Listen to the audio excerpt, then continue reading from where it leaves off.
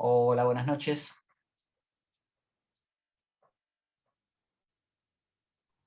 Buenas noches. ¿Cómo están? Bien, bien. Bueno, me alegro. ¿Cómo andan? ¿Cansados? ¿Tuvieron clases hoy?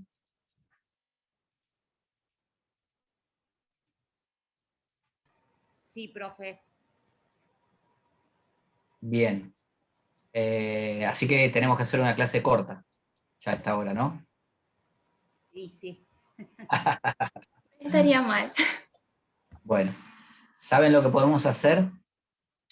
No sé si les avisaron que, por lo menos por ahora, el profesor no va a dar clase los viernes, sincrónica, digo.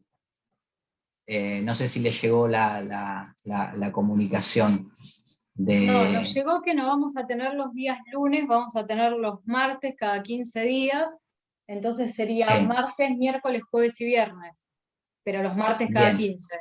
O sea, ahora los viernes tampoco. Los viernes con el doctor Cerillo no, él lo que va a hacer subir el material a la plataforma, ¿sí?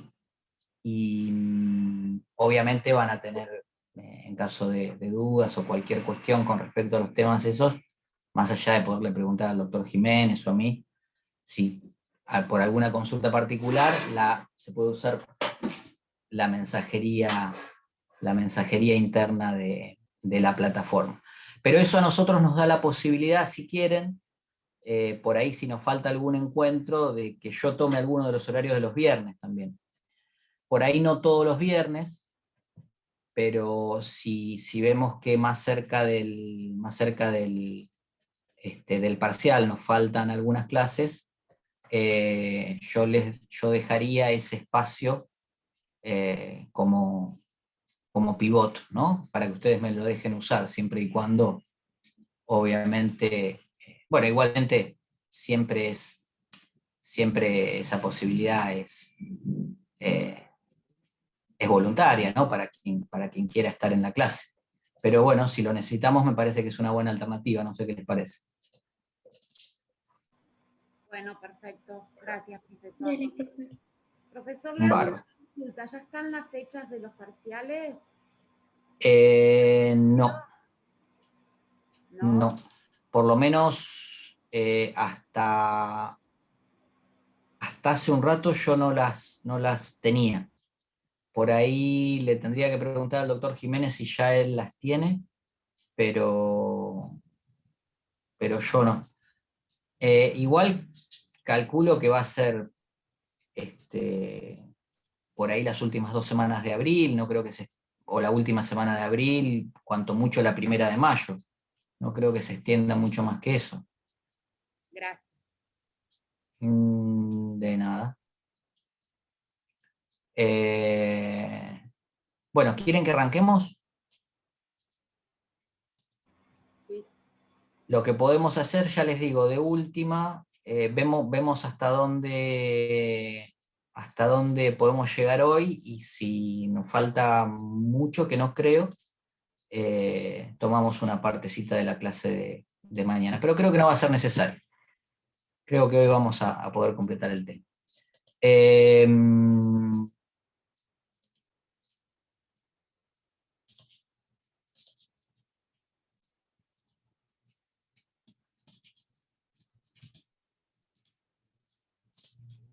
Bueno, ¿se acuerdan que habíamos visto universalidad y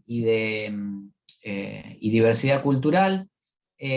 Acá yo les voy a dejar la presentación, ustedes van a ver digamos, este autor, que es un sociólogo portugués muy interesante, que plantea una concepción multicultural de los derechos humanos.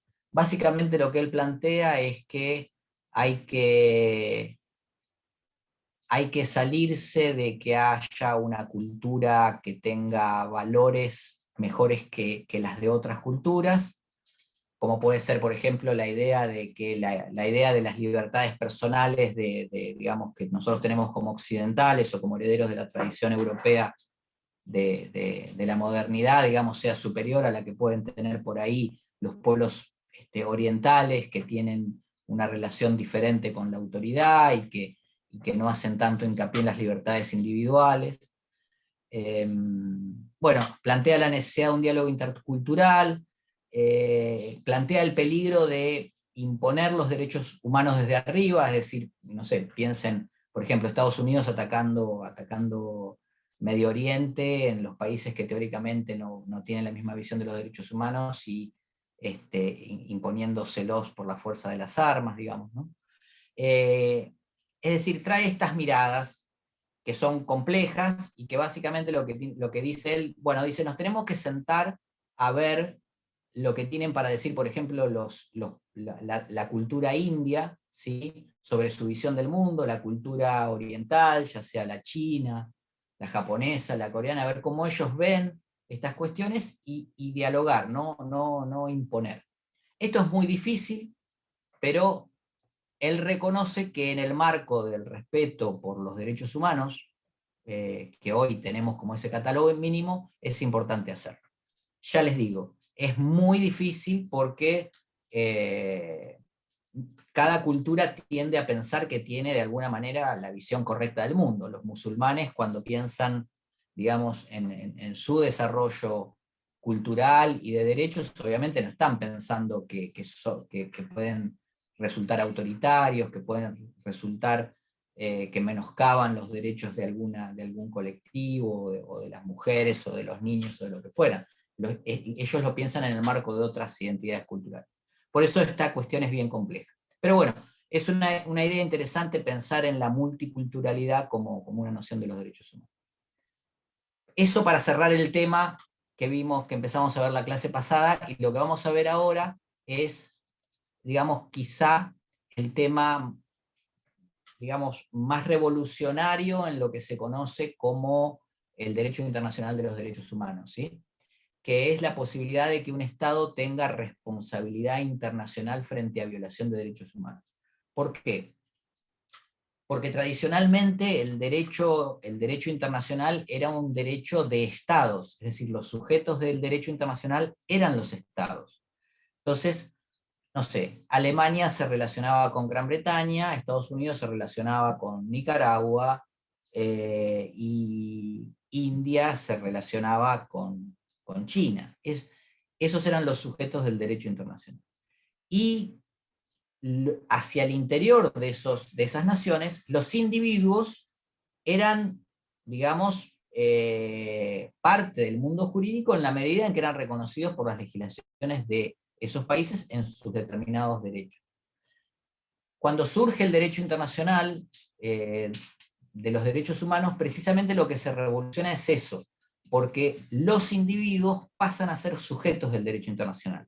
¿Cómo? Y bueno, porque ahora cuando un Estado, como se asume que el Estado, además de tener obligaciones con otros Estados, por ejemplo, el Estado tiene la obligación con otro Estado de no comenzar una guerra de agresión, por ejemplo, ¿no? O de respetarle sus fronteras, o de no interferir en sus asuntos internos, ¿sí? Pero también en el momento en que a mediados del siglo XX surge la idea de los derechos fundamentales, y los Estados asumen el compromiso frente a la comunidad internacional de proteger los derechos de las personas, ¿sí? De proteger y promover los derechos de las personas, ese individuo puede pasar a ser sujeto del derecho internacional, porque si un Estado no lo cumple, lo puede demandar frente a un órgano internacional. Esto lo vamos a ver más adelante y más en profundidad, pero básicamente lo que ustedes ven cuando hay un fallo de la Corte Interamericana de Justicia. La Corte Interamericana de Justicia actúa generalmente cuando un sujeto, en forma individual, somete un caso ante el sistema de protección de derechos humanos del sistema americano, y ese caso finalmente puede llegar a la Corte Interamericana, y la Corte puede condenar a un país a pagarle una indemnización a un individuo o a un grupo de individuos por haber violado determinado derecho contenido en la Convención Americana, en este caso, por ejemplo. Entonces, esto es lo revolucionario del derecho internacional de los derechos humanos, porque esto hasta mediados del siglo XX no se conocía. O sea, durante toda la historia de la humanidad no se conoció. El derecho internacional público de alguna manera nace en el siglo XVII con la Paz de Westfalia y con la composición de los estados nacionales como los conocemos hoy, ¿sí? pero era un derecho reservado a los estados. Bueno, luego de la Segunda Guerra Mundial, de algunos sucesos que también vamos a ver, surge esta posibilidad de que el individuo, la persona humana, hoy sea un sujeto del derecho internacional, con determinadas facultades frente a los estados, ¿no? Y la posibilidad de que el Estado deba responderle a ese sujeto. Ya el Estado no responde solo a otro Estado, sino que además le responde a ese sujeto frente a la comunidad internacional. Esa es la cuestión revolucionaria. Entonces, bueno, surge esa, como dice ahí, una serie de obligaciones objetivas que los estados tienen que cumplir. Le tienen que respetar a todas las personas su derecho a la vida, su derecho a un juicio justo, su derecho a tener derechos laborales, su derecho a agremiarse, su derecho a la educación, su derecho a un medio ambiente sano. Bueno, los derechos que se les ocurra del ámbito internacional reconocidos, el Estado se obliga a cumplir. Y si no los cumple, bueno, hay determinados organismos internacionales que pueden actuar para subsanar ese incumplimiento.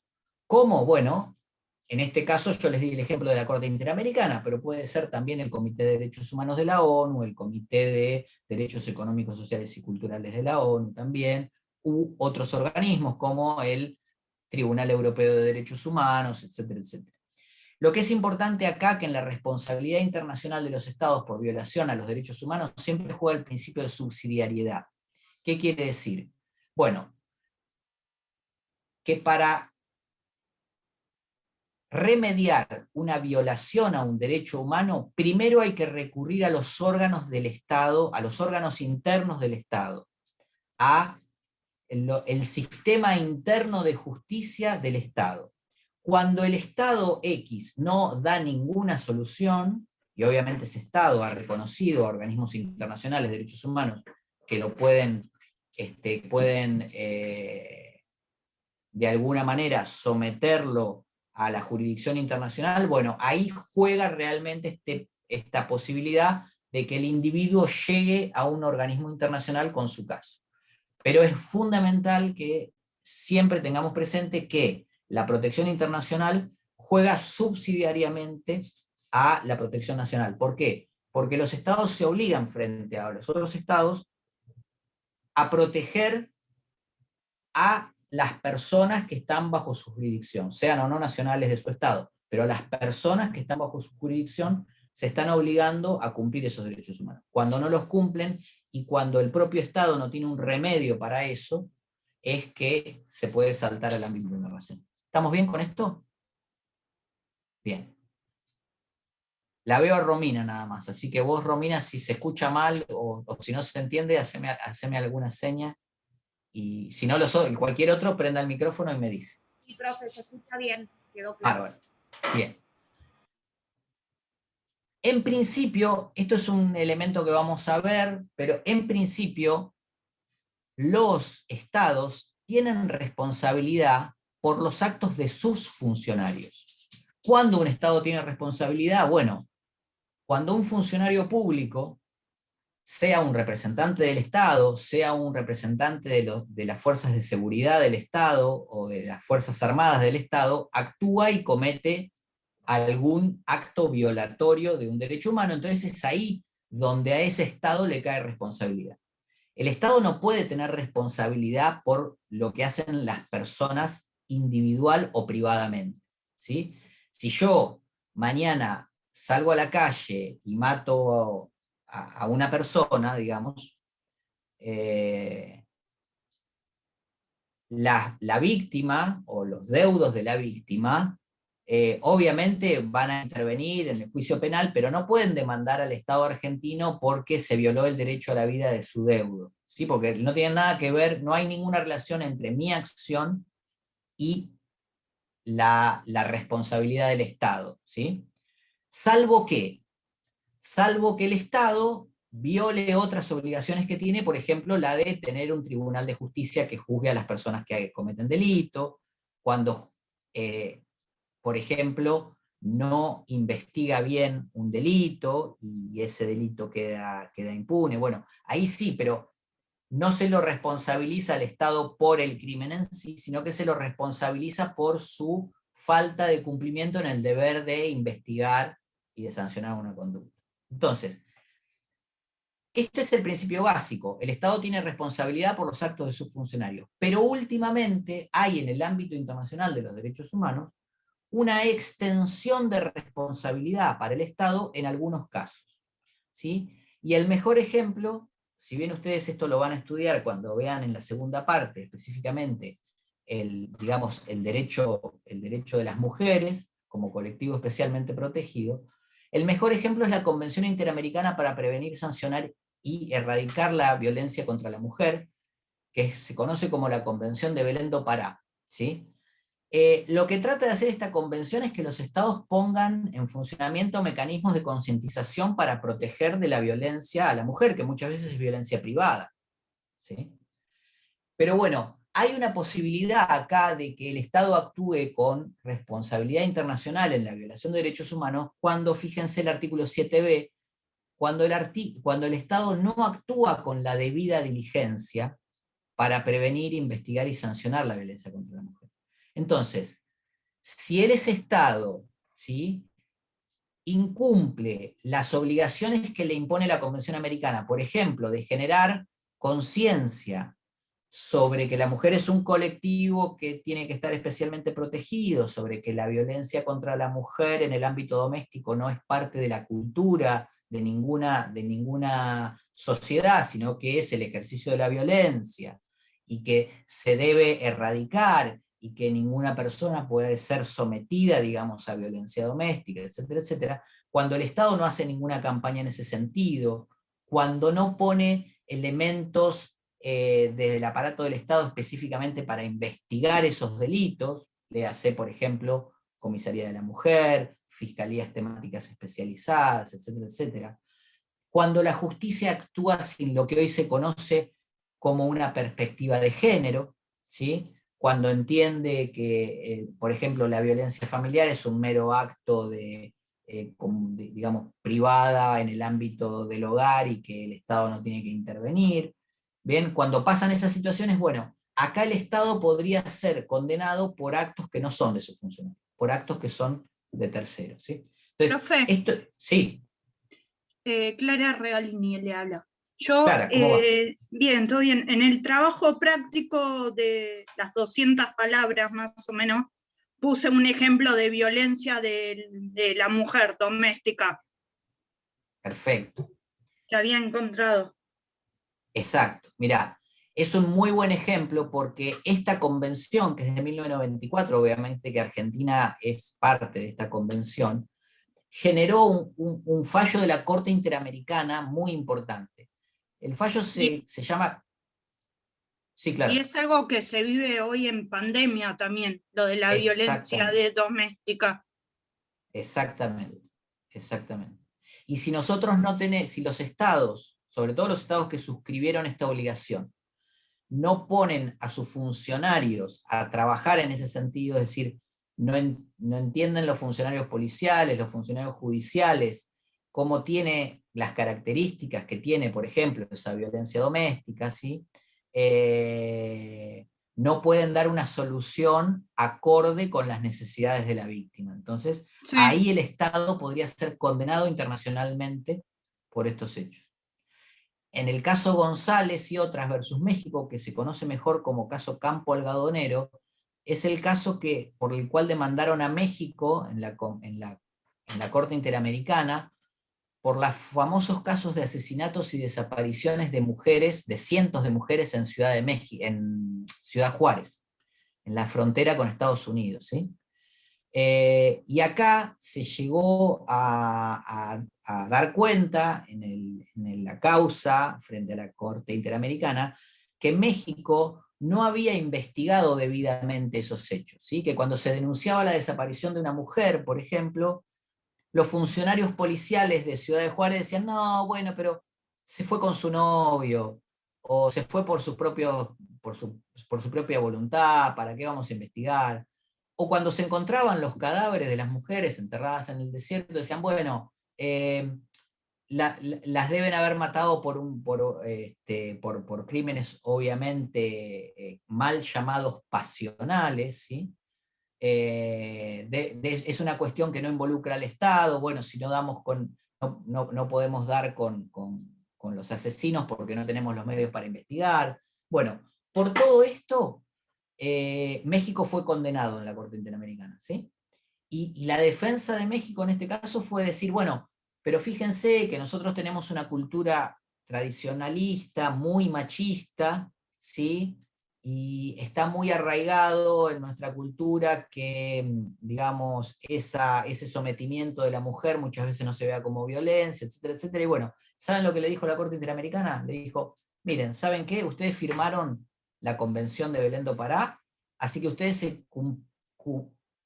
se obligaron a eso, tratar de mejorarlo, y no hicieron nada por tratar de mejorarlo. Así que los condenamos igual, porque eso no es excusa para que el Estado no tenga responsabilidad en la violación de esa situación, en la violación de los derechos humanos en esa situación. ¿Se entiende cómo se expande la responsabilidad del Estado en el ámbito internacional por actos que no son de funcionarios públicos? Porque en realidad los funcionarios públicos no habían intervenido ni en las muertes ni en las desapariciones de esas mujeres, pero lo que habían hecho era no investigar debidamente, no habían cumplido lo que se conoce, lo que está acá en la planta anterior, no habían actuado con la debida diligencia. Y eso es hoy muy importante, no solo en este caso, también en otros casos. ¿Sí? ¿Estamos? ¿Se entendió bien? Profesor, ¿le puedo hacer una pregunta? Pero no. eso no sería parecido como, por ejemplo, ahora cuando las mujeres van a denunciar y no les toman la denuncia. Claro, Ah. claro. Es así. ¿Qué pasó? En el caso de México llegó a tanta entidad que los propios órganos judiciales mexicanos no le dieron respuesta. Acá si pasa eso, es muy posible que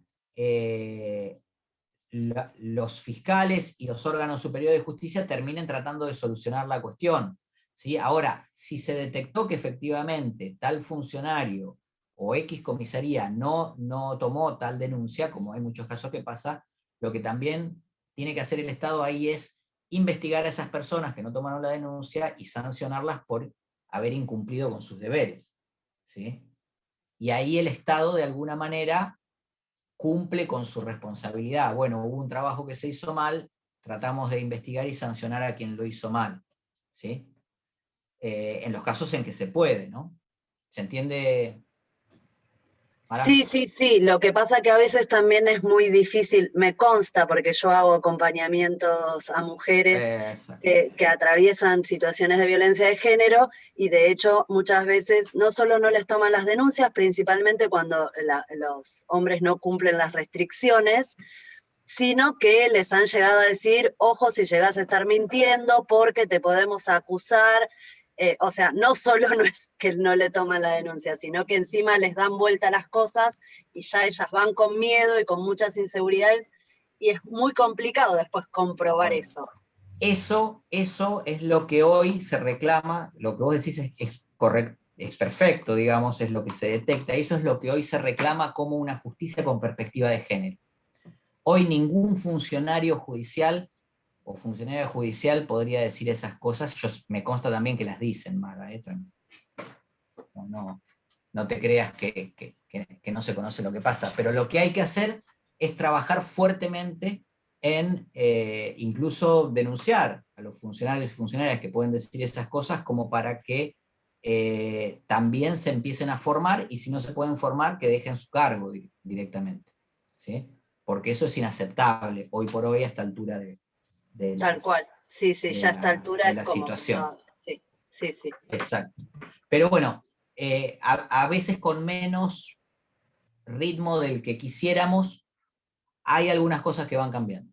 Hay algunas cosas que van cambiando, sobre todo en el ámbito judicial, se van ayornando por suerte, gracias, en caso muchos a funcionarios judiciales,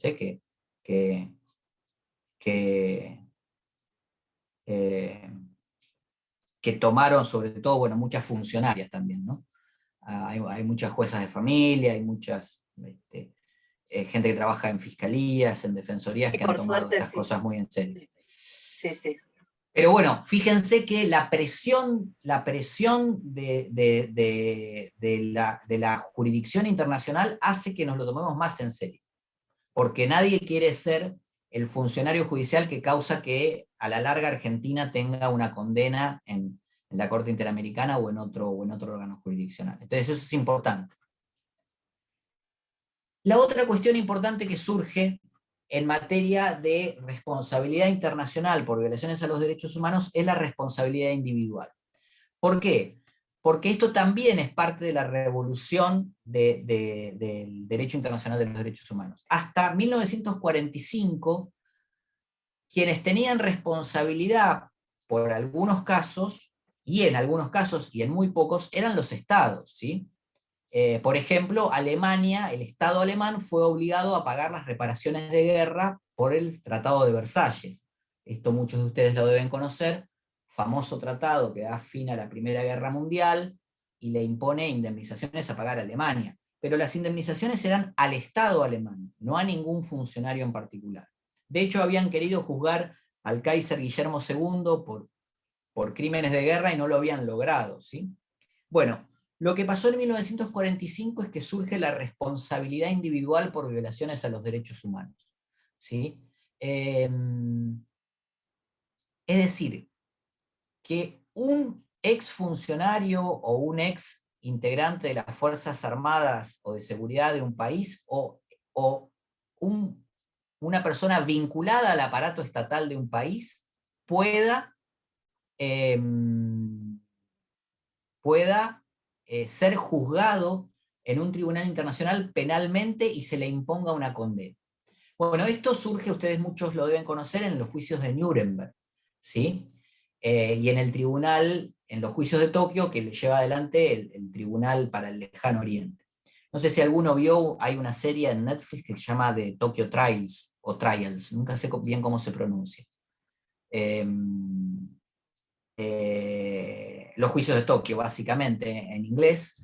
Son 6 capítulos que es muy interesante, se la recomiendo a quien quiera incursionar en el tema o a quien le interese el tema, porque muestra la discusión jurídica de ese momento que digamos, es una discusión muy interesante porque realmente revolucionó lo que conocíamos como el derecho internacional, y el derecho penal internacional surge ahí para nuestra era, y ahí se ve muy bien la discusión donde, a ver, la pregunta es, ¿un tribunal especial puede juzgar por crímenes de guerra cuando no están tipificados en el orden internacional a personas que hayan cometido esos crímenes? Esa es la pregunta fundante. ¿Qué legitimidad tiene tanto el Tribunal de Nuremberg, que fue un tribunal integrado por las 4 potencias vencedoras, un tribunal que se instaló ex post facto, digamos, no existía antes, con lo cual, en principio, no sé si alguno ya cursó penal, pero claramente la garantía que nos da el artículo 18 de nuestra Constitución, que es ser juzgado por un tribunal competente constituido antes del hecho del proceso, no existe, ¿sí? Y que tampoco hay una norma penal anterior, porque no había en ese momento una norma que específicamente dijera que era un crimen contra la paz, que era un crimen de guerra y que era un crimen contra la humanidad. Se construye... Ahí aplicaría lo que vendría a ser el principio de irretroactividad de la ley, o sea, no se lo puede juzgar por algo que anteriormente no estaba legislado. Exactamente, y retroactividad de la ley penal, fundamentalmente, ¿no? Sí, tal cual. Y el principio nullum crimen, nula pena, nunca me sale tampoco bien la frase en latín, soy un desastre para los idiomas, como verán. Pero bueno, nulo el crimen, nula la pena sin ley previa, escrita y estricta, ¿no? Un principio también que ven en penal, clásico del derecho penal que llamamos liberal. Lo cierto es que las potencias vencedoras se reúnen en 1945 en Londres y firman el Acta de Londres, donde constituyen este tribunal internacional que va a funcionar en Nuremberg, y básicamente dicen, miren, los horrores a los que Alemania sometió a buena parte de Europa, digamos, no se pueden dejar pasar. Y nosotros ya no podemos condenar al Estado, porque de hecho el Estado alemán, que es el Estado nazi, ya no existe más. Lo que va a venir va a ser otro Estado, se va a llamar Alemania, va a tener una continuidad histórica con el anterior, pero claramente va a ser en el caso de Alemania Occidental, una república federal nueva, con una constitución nueva, ¿sí? Por lo tanto, no tiene ningún sentido que nosotros castiguemos al Estado alemán y a la población alemana, digamos. Lo que nosotros tenemos que hacer es castigar a las personas que llevaron adelante estos crímenes tan terribles, porque es la única manera que vamos a ponerle un freno de acá en más a futuros horrores. Y es lo que hacen. Construyen una noción de derecho que es muy discutible, pero también es muy interesante sus bases justificatorias, ¿no? ¿Cuáles son los argumentos que hay para discutir la legitimidad de estos tribunales? Bueno, algunos que ya vimos. Yo ahí puse la figura de la tapa vieja. Hay una edición nueva de ese libro famoso de Carlos Nino que se llama Juicio al Mal Absoluto. Carlos Nino es la figura que está arriba, a ustedes les debe sonar, lo deben haber estudiado en teoría, ¿sí? Lo van a estudiar posiblemente en Derecho Constitucional, lo van a estudiar en Filosofía del Derecho. Carlos Nino es una figura emblemática de nuestra filosofía del derecho, de nuestro derecho constitucional, y escribió ese libro que se llama Juicio al Mal Absoluto, donde él recorre los problemas morales, políticos y jurídicos que trae este tipo de justicia, que le llaman justicia retroactiva, y que deriva muchas veces en responsabilidad internacional. Él lo escribe a la luz de los juicios en la Argentina, ¿sí? De los juicios contra los dictadores en la Argentina, que viene al caso recordar, ¿no? Justo que estamos hoy a un día de pasado el 45 aniversario del golpe de Estado de 1976 que sumió a la Argentina en esa tremenda dictadura genocida y que costó tanto dolor y tanta muerte. Nino, al analizar qué va a pasar en democracia con esos genocidas, analiza estos problemas y bueno, obviamente hace un recorrido histórico que es muy interesante, no me quiero detener mucho en eso. Pero básicamente los problemas que surgían era, bueno, no hay delito sin ley previa, por lo tanto es difícil juzgar a estas personas, y los tribunales ad hoc que se están formando no son un juez natural, ¿sí? Bueno, ¿cuáles fueron las respuestas a estos argumentos? ¿Sí? Primero, que los delitos que se habían cometido eran un delito contra el derecho de gentes, contra el ius gentium.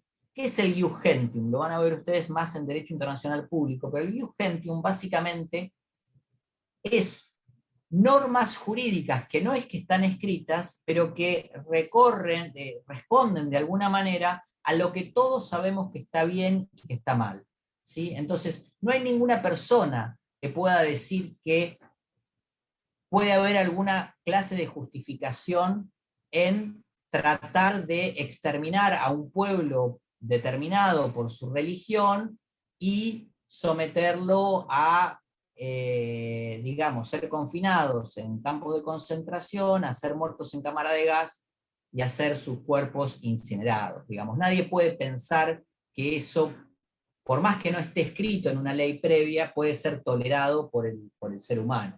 Entonces dice, bueno, estos delitos son tan graves que entran dentro del carácter de ius gentium. El ius gentium, el derecho de gentes, es la base, es la fuente principal del derecho internacional público, ¿sí? Los estados no tenían una legislatura que les dijera estas son las normas aplicables, pero claramente se guiaron siempre, desde el nacimiento del derecho internacional público, por la costumbre.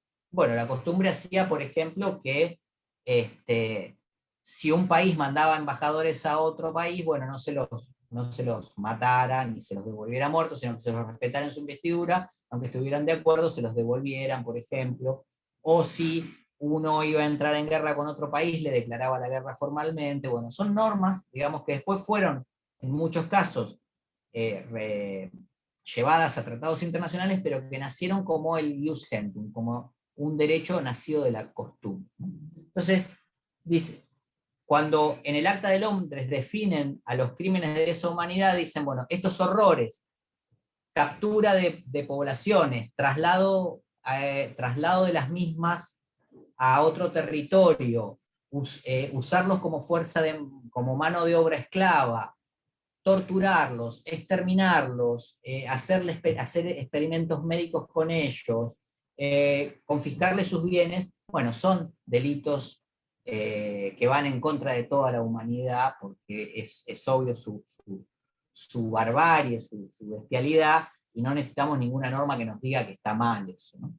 Entonces, con eso justificaran los delitos contra la humanidad. Los delitos de guerra, es decir, aquellos crímenes que se conocen, los delitos de guerra, o los crímenes de guerra, son aquellos delitos que se cometen dentro de la guerra. O sea, ya hay un conflicto armado entre dos estados o entre dos ejércitos, ¿sí? Y hay ciertas normas, inclusive en la guerra, ¿sí? Es con lo que se conoce como el ius in bellum, ¿no? Es decir, el derecho dentro de la guerra. Bueno, que, por ejemplo, una norma de esas surge de las primeras convenciones de La Haya y ahora de las convenciones de Ginebra, que son posteriores a la Segunda Guerra Mundial.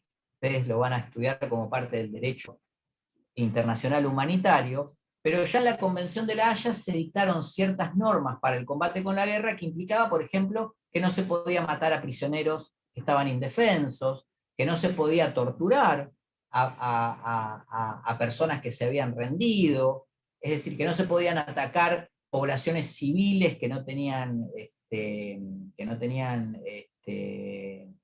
ninguna conexión con el conflicto.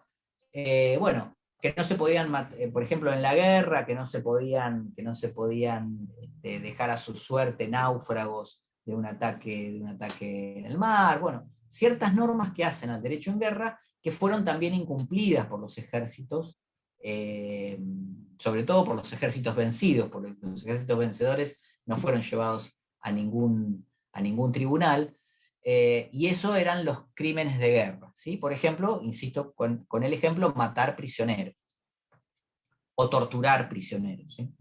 Y después están los delitos contra la paz, que son los delitos de la guerra de agresión. Bueno, iniciamos una guerra no justificada, invadimos Polonia porque queremos comenzar una guerra y obviamente anexar su territorio. Bueno, esos crímenes contra la paz, porque violan ese estado de no guerra entre los países, lo que dijeron en el Acta de Londres dice, bueno, en realidad esos delitos ya estaban sancionados por el Pacto de Versalles, por el Pacto de la Sociedad de las Naciones de 1919, cuando terminó la Primera Guerra Mundial. Entonces nadie podía desconocer que había momentos en que los países no se podían dar el lujo de atacar a otro país, de hacer una guerra de agresión, ¿sí? Entonces eso también le dio un revestimiento jurídico. ¿Se entiende más o menos los argumentos por los cuales se pudieron llevar a cabo estos juicios? Sí, profe. Bien. ¿Cuál fue la importancia de estos juicios, más allá que, insisto, no deja de ser tribunales impuestos por el vencedor en la guerra, ¿sí? Nadie juzgó, por ejemplo, al presidente Truman por haber dado la orden de tirar una bomba atómica en una población civil en Japón. Eso está claro, ¿sí? Cuando podríamos haberlo tenido por claramente un crimen de guerra, ¿sí? Porque bombardear con ese aparato tan destructor a una población civil claramente podía ser considerado un delito de guerra, ¿sí? Bueno, lógicamente, no se lo juzgó porque, porque habían vencido en la guerra, como tampoco se juzgó a Stalin por los crímenes que habían cometido el ejército soviético cuando ingresó en su parte de Polonia, ¿sí? Porque Polonia fue invadida por un lado por Alemania nazi y por otro lado por la Unión Soviética en 1939.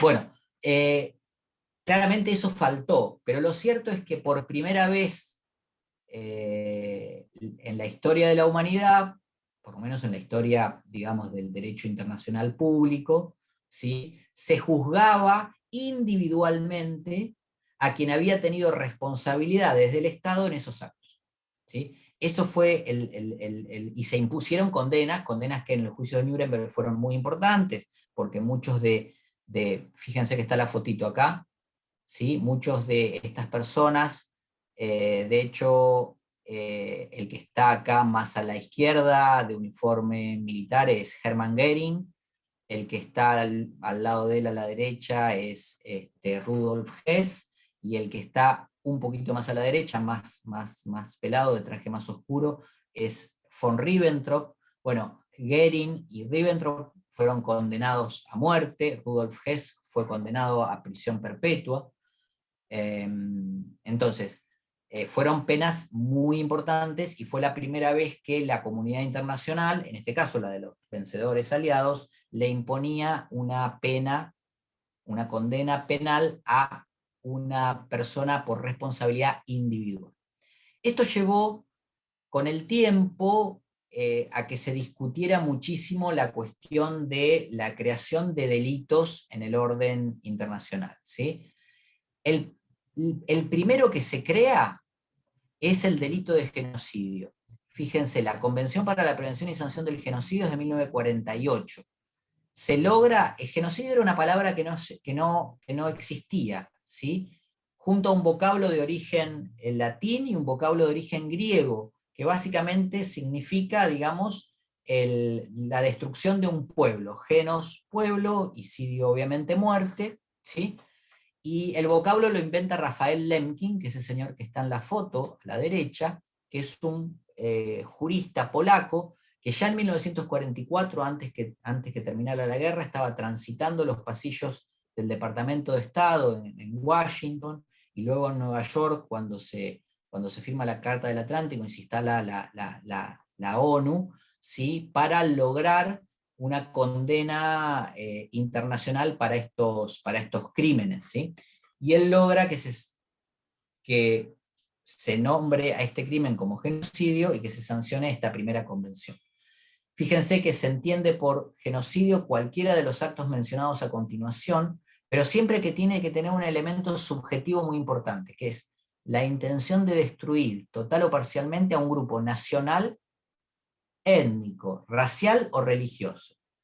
Y los actos pueden ser los que están enumerados ahí, ¿no? Matanza, lesiones físicas o mentales, sometimiento a condiciones de existencia que hayan de acarrear su destrucción física, es decir, por ejemplo, trabajo esclavo, ¿sí?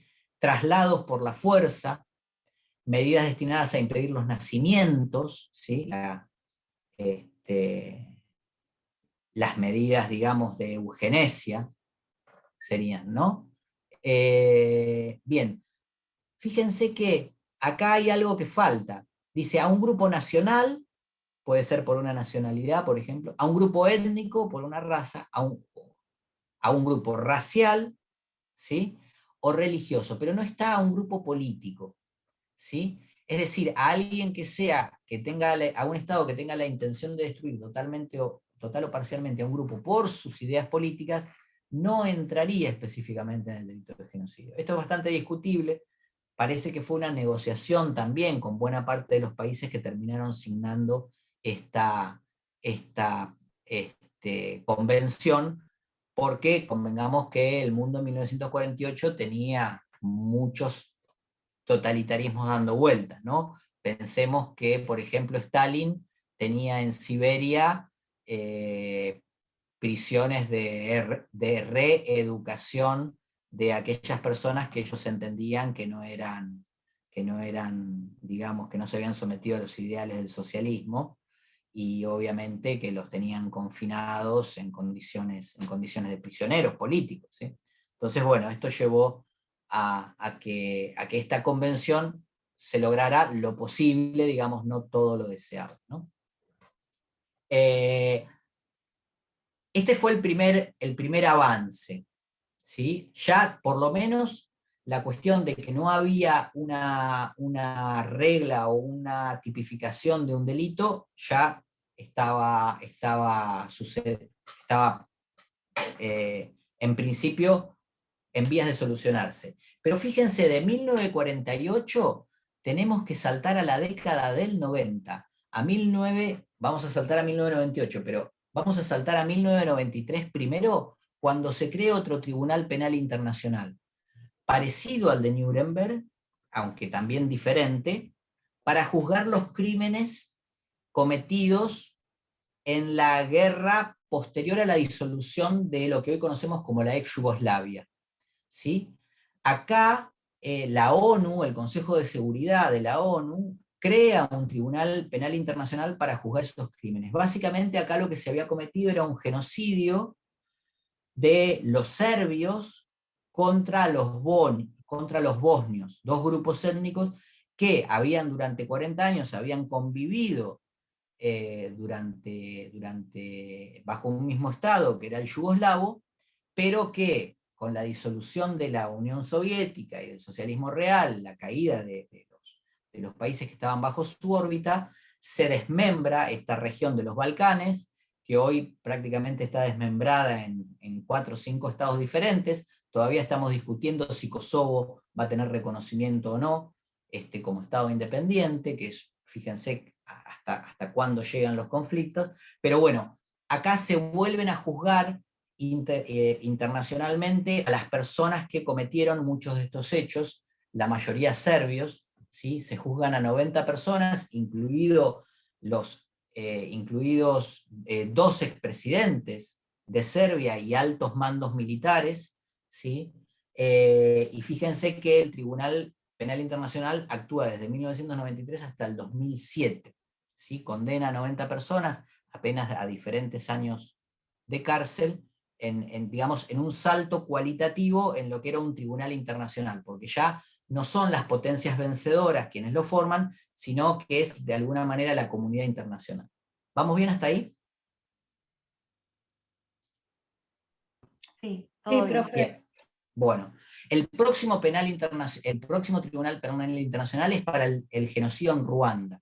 Este es un genocidio también, bueno, Ruanda, un país africano, que estaba, digamos, conformada por 2 etnias principales, los Hutsis y los Tutsis, ¿sí?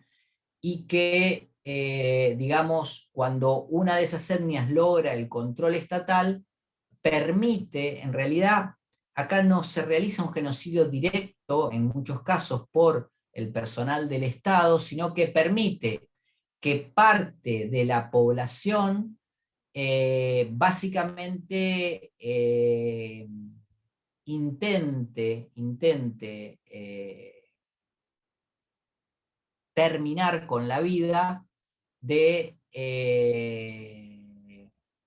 toda la otra etnia, ¿sí? Es un genocidio tremendo, porque como dice ahí, fue en muchos casos cometido a fuerza de machetazos, ¿sí?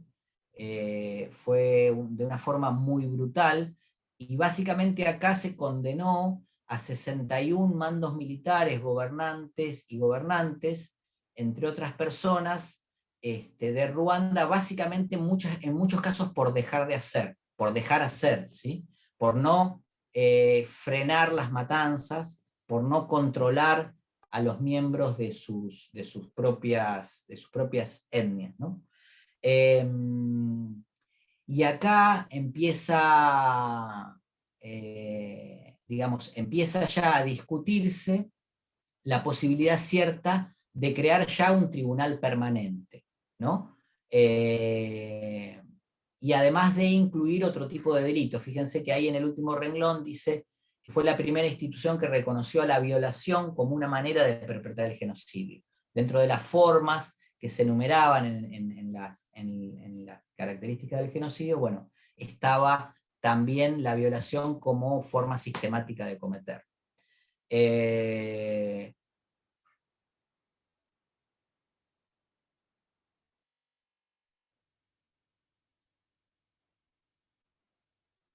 Va a haber otros tribunales, también creados. ¿Se ve ahí la diapo? No sé si se tapa. ¿O la pueden ver bien? Sí, se ve, profe. Ah, bien. El Tribunal Especial para Sierra Leona también no es casualidad que se den en países de África, no solo porque los conflictos interétnicos en África, obviamente, que son muy, muy fuertes, sino que además que son países que tienen menos posibilidades de defenderse en el ámbito internacional o de hacer lobby para generar que no pueda haber un tribunal internacional, ¿se entiende? ¿Sí? Son países mucho más apuntados por la comunidad internacional que otros, ¿sí? Más difícil por ahí digamos, que suceda, no sé, por decirles algo, bueno, no quiero mencionar ningún país, pero digamos, convengamos que África tiene menos condiciones políticas para imponer.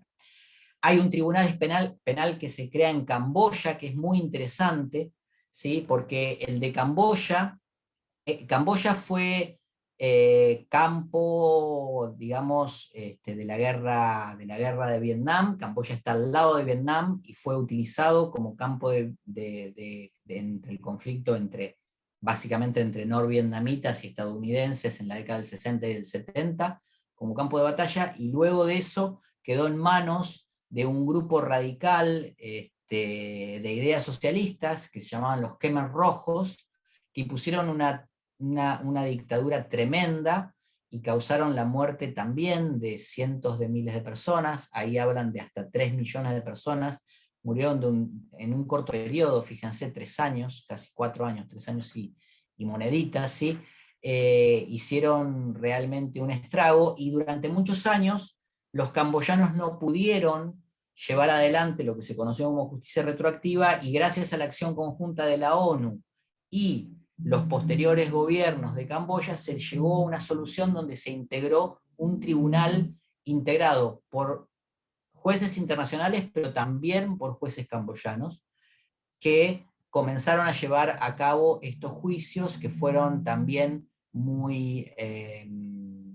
dieron resultados muy esclarecedores, o muy, de alguna manera, reparadores de ciertas heridas en la sociedad camboyana, que claramente había quedado tremendamente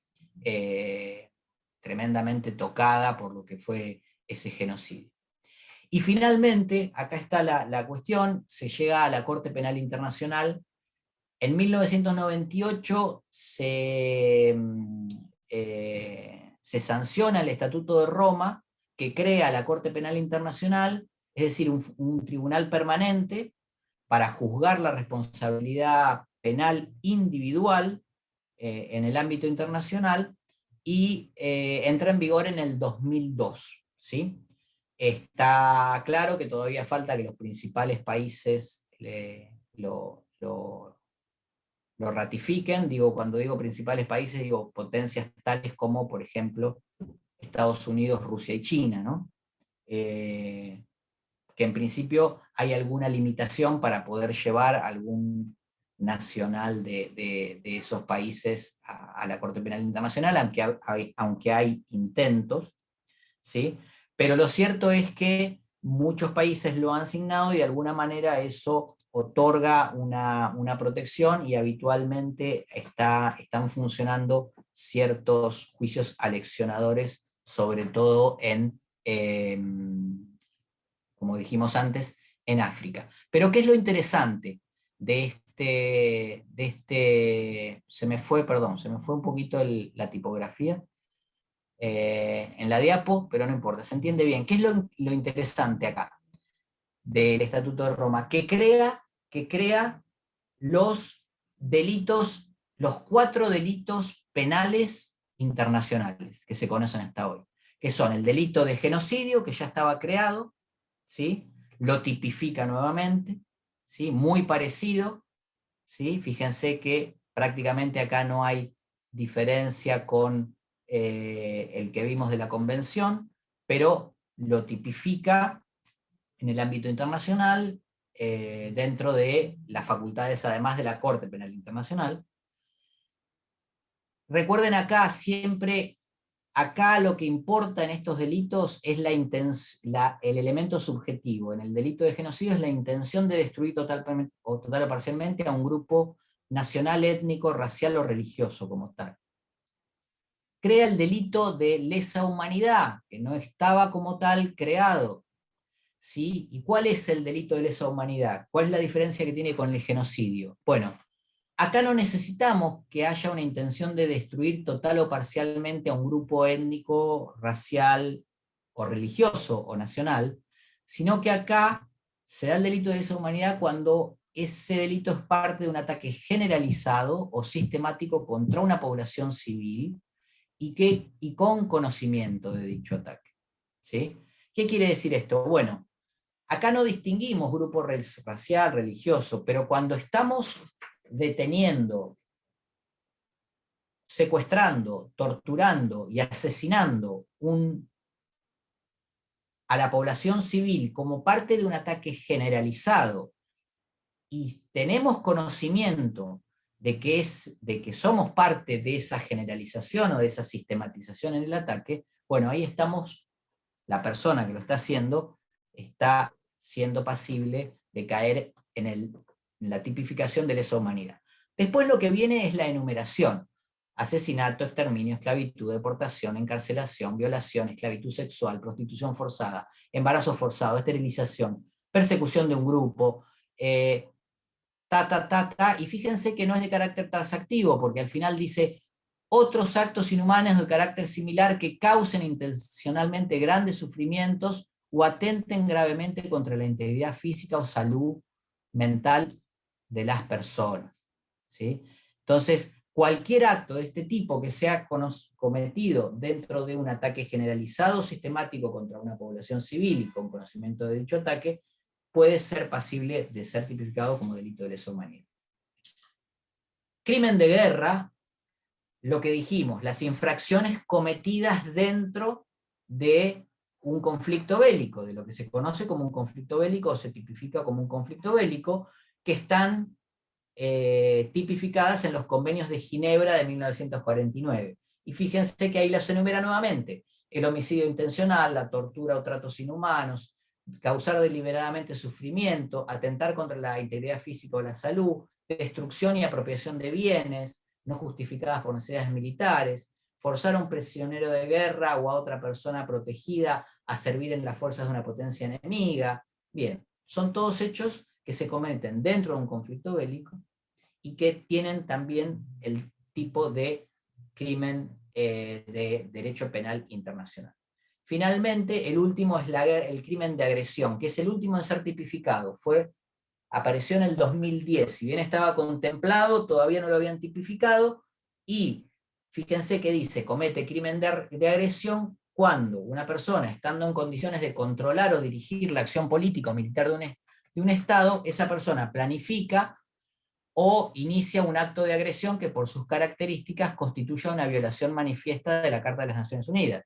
¿Qué quiere decir violación manifiesta de la Carta de las Naciones Unidas? Bueno, cuando se atenta contra la paz. La Carta de las Naciones Unidas básicamente lo que prohíbe a los países es el uso de la fuerza armada como medio para resolver un conflicto, o, si quieren llamarlo de una manera más simple, la guerra de agresión. ¿Sí? La Carta de las Naciones Unidas prohíbe expresamente que un país comience un conflicto armado, ¿sí? Si no es provocado. ¿Sí? Por eso nosotros no nos pudimos refugiar de alguna manera en la Carta de las Naciones Unidas cuando los dictadores tomaron Malvinas, porque en realidad ahí Argentina estaba haciendo un acto de agresión, por más que los dictadores cuando fueron a las Naciones Unidas dijeron: no, nosotros recuperamos algo por la fuerza que soberanamente nos pertenece. ¿Sí? Lo que dijo ahí Naciones Unidas fue decir: sí, miren, puede ser que le pertenezcan o no, pero la discusión la tienen que venir a dar acá. Ustedes no tienen legalmente la posibilidad de ir por la fuerza a resolver ese conflicto. Y por lo tanto, obviamente que además perdimos el apoyo de la comunidad internacional. ¿Sí? ¿Cuál es lo más importante? Lo que más nos interesa de que una acción sea un delito en el ámbito del derecho internacional, o en el ámbito del derecho internacional penal. Bueno, primero, que existe una jurisdicción universal. ¿Qué quiere decir una jurisdicción universal?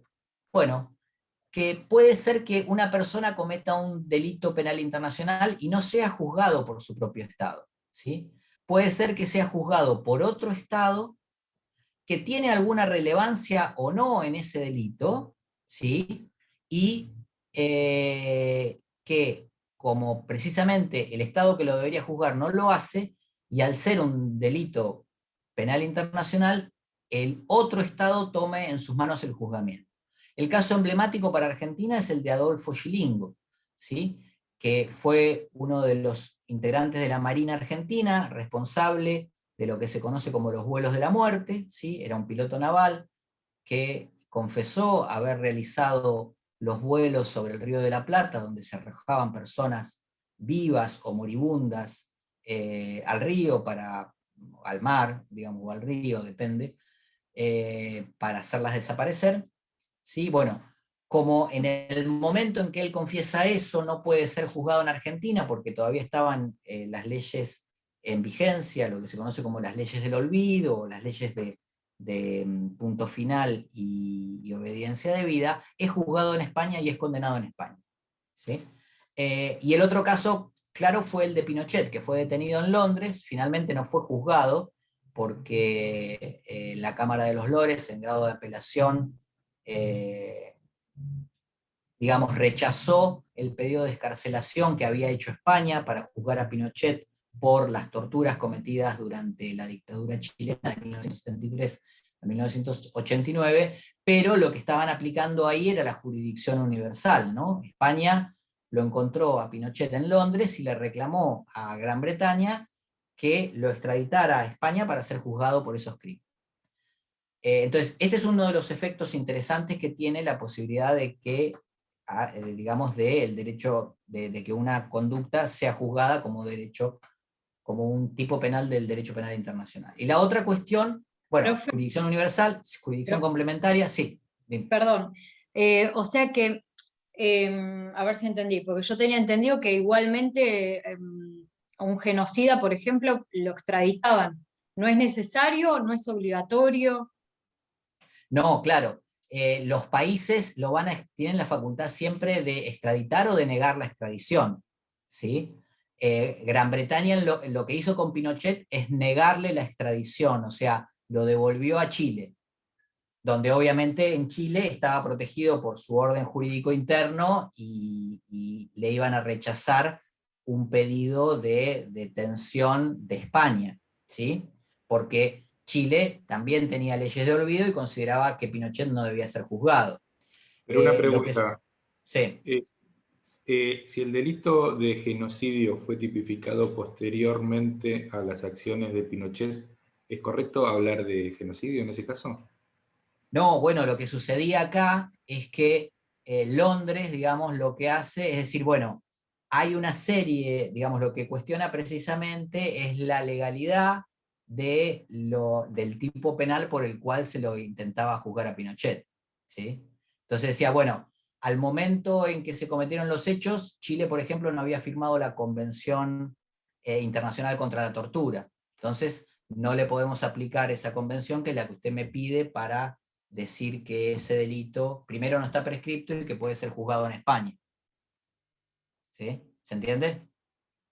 Esos fueron los argumentos de Londres para negar la extradición. Ojo, Argentina se vio en una situación parecida cuando Alemania le pidió la extradición de Priebke. No sé si recuerdan el caso. Priebke fue un criminal de guerra nazi que estuvo muchos años radicado en Argentina, muchos años viviendo en Bariloche, y creo que fue a principios de los 90, si no me equivoco, no recuerdo bien la fecha, se lo detuvo en Bariloche, y Alemania lo quería juzgar acusado de crimen de guerra, ¿sí? De un crimen que había cometido en Roma, cuando Roma estaba bajo el dominio alemán, en 1943, y obviamente le pidió a Argentina la extradición, y Argentina tuvo el mismo problema, porque en realidad le estaban aplicando una norma posterior, ¿sí?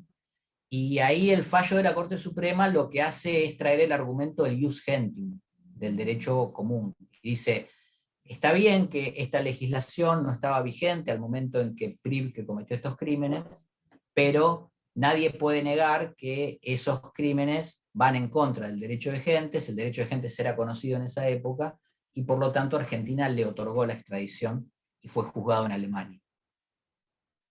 Son, obviamente, discusiones jurídicas de mucho peso, ¿no? de mucho calibre, ¿no? Pero Lo importante es que a partir de la Corte Penal Internacional, algunas de estas las vamos reduciendo, porque la comunidad internacional ya va teniendo mayores elementos jurídicos para tratar estos casos.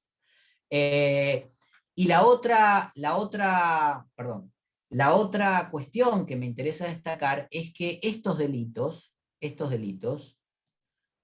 son imprescriptibles por el artículo 29 de la Corte Penal Internacional. Esto es lo que nosotros nos tenemos que llevar hoy de esta clase. Digamos. Los delitos del derecho penal internacional son estos 4 y tienen esta característica: jurisdicción universal o jurisdicción complementaria.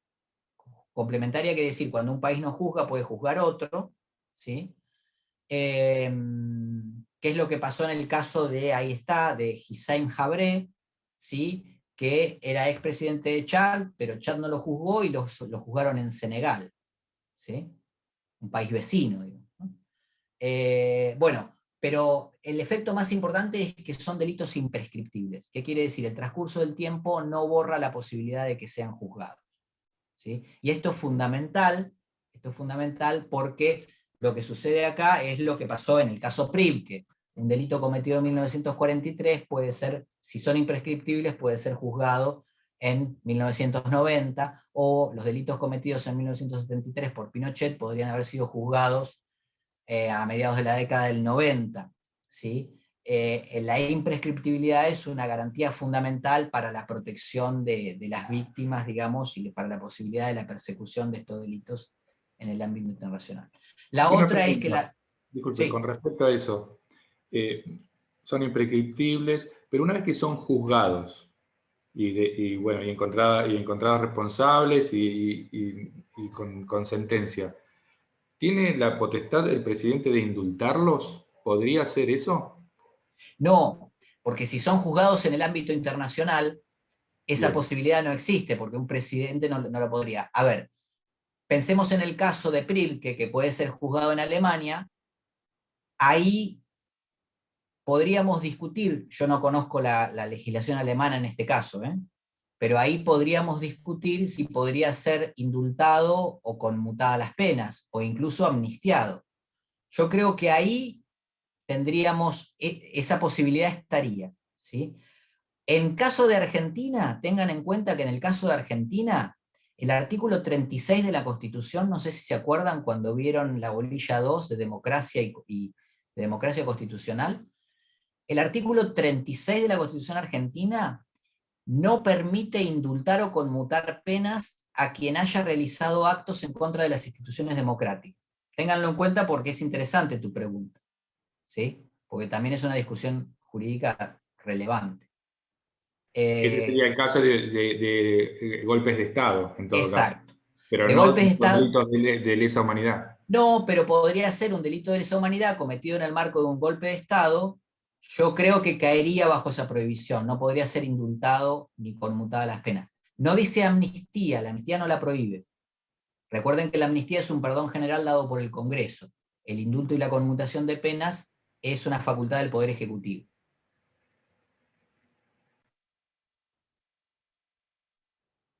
Pero es bien interesante lo que vos planteás. El delito en el ámbito internacional no puede ser ni indultado ni amnistiado porque no hay órgano que lo pueda realizar. Fíjense que entre las características está, fíjense, acá, la prohibición de impedir el juzgamiento y o cumplimiento de la pena. O sea, jurídicamente no hay un elemento que te lo permitiría, ¿sí? La responsabilidad individual ya la vimos, es decir, cae sobre la persona que tenía la facultad de ordenar esos actos, de llevar adelante esos actos. La prohibición de la obediencia debida como justificación, esto es muy importante porque es lo primero que sucede. Cualquiera que sea juzgado por crímenes en el ámbito internacional va a decir, yo seguí órdenes. Bueno, no es una justificación. La otra es la obligación de extraditar. Acá tenemos que ver si los países suscribieron o no el Estatuto de Roma. Si los dos países suscribieron el Estatuto de Roma, ¿sí?, o extraditan o juzgan en su territorio, porque si no están violando el Estatuto de Roma. ¿Sí? ¿Se entiende? Pero profesor, una cosa, si el organismo es internacional y da juzgamiento. El cumplimiento de la pena, ¿dónde se realiza? ¿Quién se realiza en La Haya? La propia corte tiene la corte. Sí. Pero ¿cómo cumple la pena? ¿En dónde la cumple? ¿En el país de origen? No, la puede cumplir en el país de origen, pero La Haya tiene sitios de detención específica para los casos en que no se puede cumplir o en el país de origen o en el país que lo juzgó. De hecho, los criminales yugoslavos, ex de la Yugoslavia, mejor dicho, serbios, han cumplido las penas ahí. Muchos de ellos. Profe, me agarró una duda cuando mencionó el artículo 36 de la Constitución. Entonces, ¿cómo pasó lo de Menem en los 90, que cuando indultó, Muy buena pregunta. ¿Quién la va a responder? ¿Quién se anima a responderla? ¿Fue antes de la reforma o no? Exacto. Bien, Mauricio. Fue antes de la reforma. Menem da los indultos en el 89 o en el 90, ya no me acuerdo si es en el mismo 89 o en el 90. En el 89, gracias. Da los primeros indultos en el 89 y la reforma es del 94. O sea que para ese caso no regía. El artículo 36 regió recién a partir de la reforma. Exactamente, exactamente. Bueno, la obligación de extraditar o jugar en su territorio, la no admisión de privilegios o inmunidades, es decir, nadie se puede arrogar la facultad de, bueno, yo tenía determinada inmunidad en mi país y por eso pude hacer eso, no es excusa, digamos, ¿no? Y tampoco la prohibición de invocación de circunstancias especiales. ¿Qué serían circunstancias especiales? Por ejemplo, las que invocaban los represores argentinos. Estábamos en lucha contra el terrorismo, estábamos en lucha contra la subversión. O los que invocaban las fuerzas de seguridad españolas cuando torturaban a integrantes de la ETA también, ¿sí? Circunstancias especiales, estamos en lucha contra el terrorismo. O la justificación que hace muchas veces Estados Unidos cuando comete actos de este tipo contra los miembros de supuestamente organización, o supuestos miembros de organizaciones terroristas. Por ejemplo, cuando los tiene detenidos en Guantánamo, ¿no? Dice, bueno, son circunstancias especiales porque estamos luchando contra el terrorismo. Bueno, eso tampoco es una excusa en el ámbito internacional. Creo que el estatus que le otorgan no es de prisioneros, sino de detenidos, una cosa así. Exactamente. ¿Para qué? Para no tener que aplicarle las normas que se le aplican, las normas de respeto por los derechos de los detenidos, y por eso lo llevan a Guantánamo, que está fuera del territorio norteamericano. Y el caso del presidente actual, del presidente de El Salvador, que siendo es de origen musulmán, bueno, tiene como una especial... Bukele. Exactamente. Que está, bueno, en una... O Bukele, no sé cómo se dice. Una guerra contra las maras. Y bueno, había circulado videos donde, bueno, se ve como una ostensible violación de los derechos humanos, tan como reducidos en su dignidad, más allá de lo peligroso el peligro que representen, pero se nota algo, es impactante. Sí, ahí hay que separar una cuestión, Mauricio, me parece. Primero que no se le puede violar ningún derecho, por más que sea la Mara o sea quien sea, eso está clarísimo. Ahora, si eso no está tipificado dentro de un ataque generalizado a la población civil, generalizado y sistemático a la población civil en su conjunto, no calificaría en principio como delito de lesa humanidad. Lo que pasa es que a mí lo que me llamaba la atención era que él hacía las advertencias a todos los integrantes de las maras que estaban libres, les pedía que cesaran en la violencia o iban a sufrir los que estaban detenidos. O sea, era como una... No, eso es una amenaza de una conducta que es tortura, así más. O sea, sí, eso, bueno, es claramente una acción ilegal. Lo que pasa que ahí ya más dentro del orden interno de El Salvador, que le podría acarrear en el futuro en el ámbito del sistema interamericano de protección una condena a El Salvador, pero por violación de los derechos, básicamente, en este caso, de los detenidos. ¿Sí? Hay que ver si eso podría llegar a ser en el futuro un delito en el ámbito del derecho penal internacional. Muchas veces, miren, yo les voy a dar un ejemplo que discutíamos mucho el año pasado, cuando Bolsonaro no tomaba ninguna medida de prevención de la epidemia, de coronavirus, de la pandemia, muchos decían, y las muertes en Brasil crecían, ¿sí? Parecido a lo que pasa ahora, pero ¿se acuerdan? Esto fue en abril, en mayo del año pasado, que crecieron tanto las muertes en Brasil. Muchos decían, muchos juristas decían, bueno, ojo, no vaya a ser cuestión que se lo pueda juzgar el día de mañana a Bolsonaro por el crimen o de lesa humanidad o de genocidio, porque por omisión, por no tomar unas mínimas medidas de prevención, se puede generar una matanza sistemática y generalizada.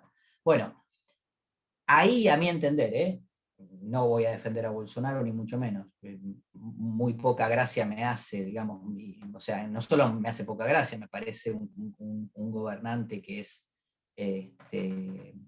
un gran perjuicio para Brasil y para la región, digamos, ¿no? Pero bueno, fue elegido, nadie puede negar que fue elegido y está cumpliendo su mandato. Aunque fue elegido también con un poquito de trampa, pero no me quiero meter en eso. Ahí Camila me dice, sí, claro, sabemos que las condiciones de su elección tampoco fueron muy limpias, pero bueno, nada, hoy está así, y hasta que no haya un juicio político, es el presidente legítimo. Lo que quiero decir es que yo, sin ser simpatizante, ni mucho menos, lo que decía es, no tenemos todavía ese elemento subjetivo que exige el crimen de lesa humanidad para el derecho penal internacional, que es la intención de, digamos, hacer esa agresión sistemática y sistematizada contra la población civil, ¿sí? O de terminar con un grupo étnico, racial y religioso si el delito fuera de genocidio. Ese delito subjetivo tiene que estar. A ver, claramente Bolsonaro estaba haciendo algo condenable, pero una cosa es que un gobernante haga algo condenable y otra cosa es que eso llegue a entrar en el tipo penal de alguno de los que estamos hablando. ¿Se entiende? No toda acción condenable por un gobernante entra dentro del derecho penal internacional, aunque puede entrar dentro de otras condenas a violaciones de derechos humanos que puede tener el Estado en el futuro. ¿Se entiende? Lo importante es esto: no hay condena individual en el marco del derecho internacional de los derechos humanos que no sea del derecho penal. O sea, por ahí Argentina, la Corte Interamericana la condena, ¿sí?, a pagar una indemnización porque violó el derecho a la salud en X caso, ¿sí? Pero no se condena a ponerle al ministro de salud de ese gobierno a alguna pena. No. Esa condena al Estado por el accionar de un funcionario, en ese caso sí es al Estado. En el único caso que hay responsabilidad individual en el ámbito internacional es cuando caemos en el derecho penal internacional. Esto lo tienen que tener en claro también. Es complejo, pero ¿se entiende? Una cosa es la responsabilidad del Estado en el ámbito internacional y otra cosa es la responsabilidad individual.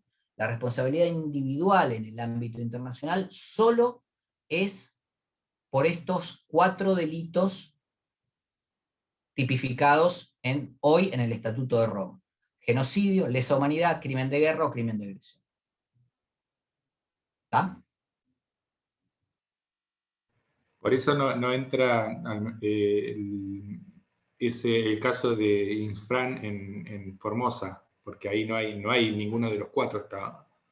Ahí a Infran el día de mañana posiblemente no a Infran, porque él es gobernador y no puede ser condenado en el ámbito internacional tampoco, digamos, la provincia no juega en el ámbito internacional, pero por ahí el día de mañana Argentina recibe alguna condena por alguna violación de algún derecho por lo que esté pasando en Formosa. No lo descartemos. Ahora, va a ser condenada Argentina, ni siquiera Formosa. porque el que se relaciona en el ámbito internacional con los organismos internacionales de derechos humanos y quien asume la garantía de proteger y promover esos derechos humanos es el Estado Nacional. A la comunidad internacional no le interesa que la provincia tenga jurisdicción y que la nación no se pueda meter según nuestra Constitución. De hecho, Argentina ha sido condenado en varios casos del servicio penitenciario por lo que hacen las provincias. ¿Sí? En el ámbito internacional ha sido condenado, por ejemplo, en el caso Mendoza, por incumplimientos de derechos humanos del servicio penitenciario de Mendoza. ¿Sí? Fue condenada Argentina. Pero obviamente que el Estado federal no tiene jurisdicción en el servicio penitenciario provincial. Cuanto mucho el Estado Nacional lo que le puede decir a Mendoza es decir, che, mirá, reformá esto, te doy préstamos para que reformes tus cárceles, te doy préstamos para que formes a tus fuerzas de seguridad interior, solucioname esta cuestión, pero hasta ahí llega. ¿Y esas condenas en qué consisten? Pecuniarias, muchas veces. Después lo van a ver un capítulo que se llama reparaciones en esta misma unidad que lo da el profe Jiménez, que es muy interesante. Las reparaciones son pecuniarias, pero también pueden ser compromisos de modificar la legislación, compromisos de educar a los funcionarios en determinado área y reparaciones simbólicas también. Por ejemplo, hacer un monumento, que el Estado reconozca su responsabilidad. Las reparaciones son un catálogo amplio, pero la pecuniaria siempre es importante. No es importante en montos, los organismos internacionales no fijan una reparación pecuniaria en montos muy importante en cantidad de plata, eso estoy diciendo. Pero sí es importante porque es simbólica. Es muy importante porque ahí el que tiene que pagar es el Estado Nacional, no va a ser Mendoza el que pague, en el caso de las cárceles, ¿entiendes? El Estado Nacional tiene que después, obviamente, depositar a la persona que hizo el reclamo el monto que le haya indicado el órgano internacional, en este caso la Corte Interamericana. Profe, una consulta. ¿Quién elige a los integrantes de la Corte Interamericana? Digamos, hay un sistema donde ahí juega el Consejo de Seguridad y la ONU, ¿sí? Y bueno, hay propuestas de los países y los termina eligiendo. ¿Se rotan por países o son siempre los mismos? No, se rotan. De hecho, hubo un miembro argentino, una miembra argentina, la doctora, siempre se me va el nombre, que actualmente es jueza del Superior Tribunal de la Ciudad de Buenos Aires. Se me fue el nombre, discúlpenme. No, pero van rotando, sí, los jueces. Bien. ¿Estamos?